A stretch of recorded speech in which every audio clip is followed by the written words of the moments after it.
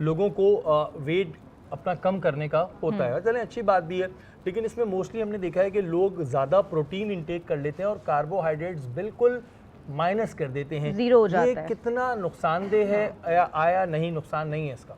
नहीं, ये बिल्कुल नुकसानदेह है। देखें, हमारी कुदरत हमसे इतनी मोहब्बत करती है, हमारा रब हमसे इतनी मोहब्बत करता है 70 माओं से भी ज़्यादा। तो अगर उसने ये तमाम तर चीज़ें हमारे लिए बनाई हैं तो उनकी कोई ना कोई वजह है। हम तमाम तर चीज़ें बैलेंस तरीके से इस्तेमाल कर लें तो वो ज़्यादा बेहतर है, बजाय ये कि हम एक चीज़ पे फोकस करें। बहुत सारे लोग अगर सिर्फ प्रोटीन इंटेक के ऊपर फोकस करते हैं, यानी कि उन्होंने सिर्फ गोश्त का या अंडे का इस्तेमाल कर लिया, तो उसकी वजह से जो परसेंटेज ऑफ स्टोन्स है उसकी फॉर्मुलेशन में इजाफा हो जाता है, चाहे वो गुर्दे की पत्थरी हो, चाहे वो गॉल ब्लैडर की हो।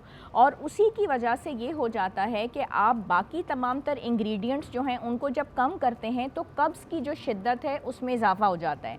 आप कार्बोहाइड्रेट्स को बिल्कुल ग़िज़ा से माइनस ना करें, लेकिन कॉम्प्लेक्स कार्बोहाइड्रेट्स लें और फलों के ज़रिए और सब्जियों के ज़रिए कार्बोहाइड्रेट्स का इंटेक लाजमन रखें ताकि कब्ज़ की शिकायत ना हो। अच्छा, ये क्या फल भी वेन गेट करते हैं? आपका जो वेट है वो गेन करते हैं फल आपका वज़न उस सूरत में बढ़ाएंगे अगर आप उनका बहुत ज़्यादा इस्तेमाल कर रहे हो, क्योंकि उनके अंदर भी फ्रक्टोज शुगर जो है वो शामिल होती है। अगर आप फल का इस्तेमाल 1 या 2 फल सहरी में कर रहे हैं, 1 या 2 फल या 1 प्याली जितना इस्तेमाल कर रहे हैं, तब इजाफा नहीं होता। लेकिन ये तो बोला जाता शहरी के जो फल हम लोग लेते हैं उसमें जो शुगर होती है वो अच्छी होती है हमारी सेहत के लिए, ये भी बोलते हैं कुछ लोग। बहुत अच्छी होती है, लेकिन एतदाल पसंदी के साथ। किसी भी चीज़ को अगर हम हद से ज़्यादा लेंगे तो फिर उससे भी आपको वज़न में भी इजाफा होगा और शुगर में भी इजाफा होगा। ये तो अमूमन ज़िंदगी में भी ऐसा ही है, किसी भी चीज़ को आप हद से ज़्यादा करेंगे तो वो फिर तो ज़ाहिर है। एक चीज़ और भी हमारे यहाँ जी बड़ी होती है कि पूरे ज़ाहिर आप एक फास्टिंग के अमल में रहते हैं, सहरी करते हैं, उसके बाद एक लंबा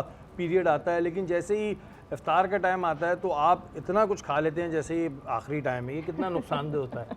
ये बहुत ज़्यादा नुकसानदेह होता है। उसकी वजह यह है कि हमने रमज़ान के महीनों को 2 हिस्सों में डिवाइड कर दिया है, सहरी में और इफ्तार में। बेसिकली इफ्तार को आप समझें कि दैट्स ओनली अ स्टार्टर।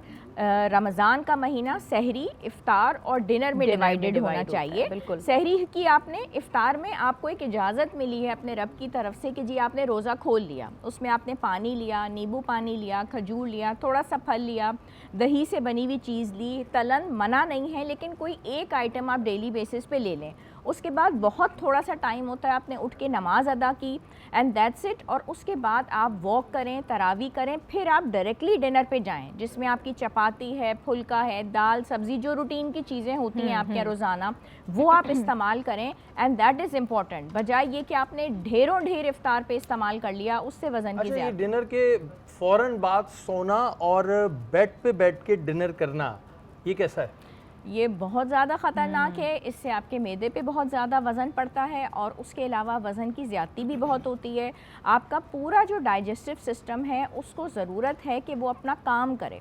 आपकी कैलोरीज़ का इंटेक और बर्न ज़रूरी है, तो उसके साथ साथ आपकी फ़िज़िकल एक्टिविटी ज़रूरी है। तभी कहते हैं कि खाना खाने के 2 घंटे तक कम से कम आपको सोना नहीं चाहिए। ठीक है।